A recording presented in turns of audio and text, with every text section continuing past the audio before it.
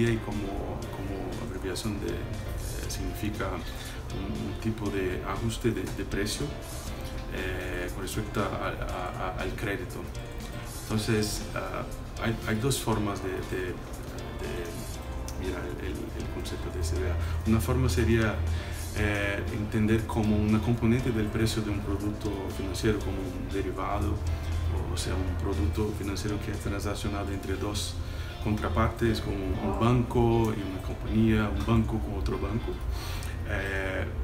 Entonces podemos ver como una parte del precio de la transacción que es debida a la probabilidad de la contraparte que no pueda pagar determinados flujos de pagos durante todo el periodo de una transacción. Esa sería una forma de mirar el concepto de CVA. La otra forma es de mirar el CVA como un costo de protección que tiene el banco cuando está transaccionando con su cliente. Entonces, si el banco está transaccionando un derivado con su cliente, si quieres protegerse contra el riesgo de bancarrota o el riesgo de no pago, el banco tiene que comprar un tipo de seguro contra este tipo de evento.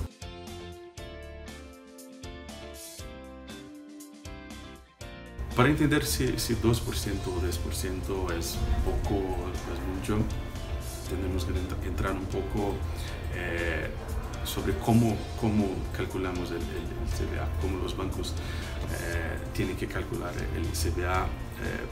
El CVA es una composición entre dos mundos, un mundo de riesgo de mercado y un mundo de riesgo de contraparte.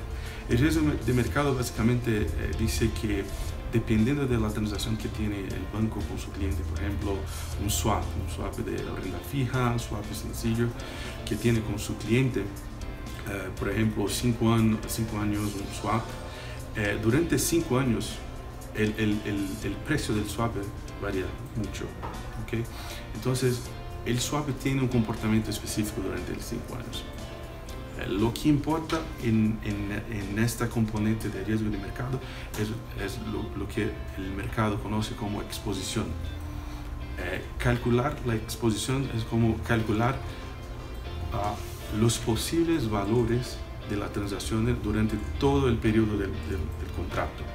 Entonces, eso sería la componente de mercado. La componente de crédito depende básicamente de la contraparte.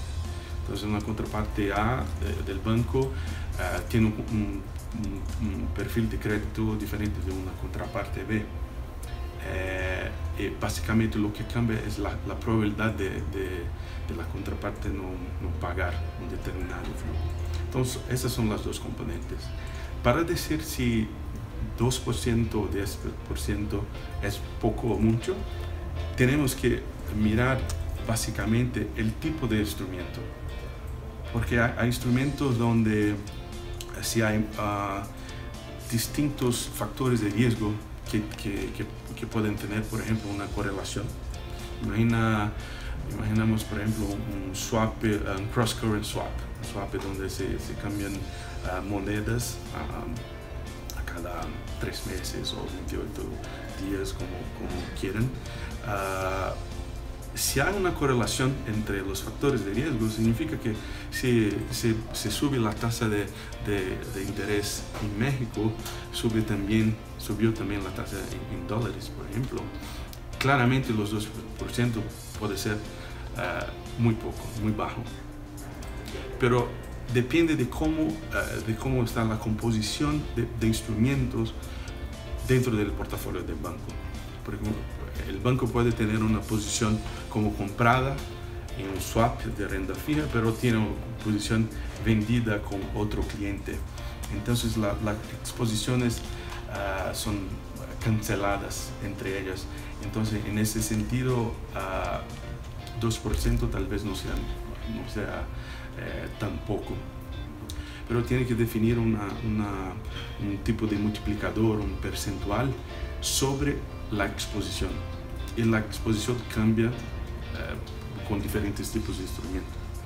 la exposición para un swap será diferente de la exposición de un forward de monedas o un forward de acciones, que es básicamente la forma con que los bancos tradicionalmente, los bancos más avanzados, trabajan con definición de límites de crédito para sus contrapartes.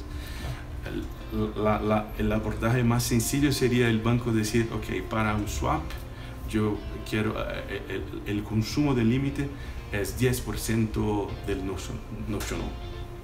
Para un forward sería como 15%, por ejemplo. Pero esto no tiene en cuenta cómo cambian los precios de los instrumentos. Entonces, yo creo que la forma más efectiva de definir si 2 o 10% es poco o mucho es de definir un multiplicador sobre la exposición. Porque la exposición es lo que realmente cambia en la componente de mercado.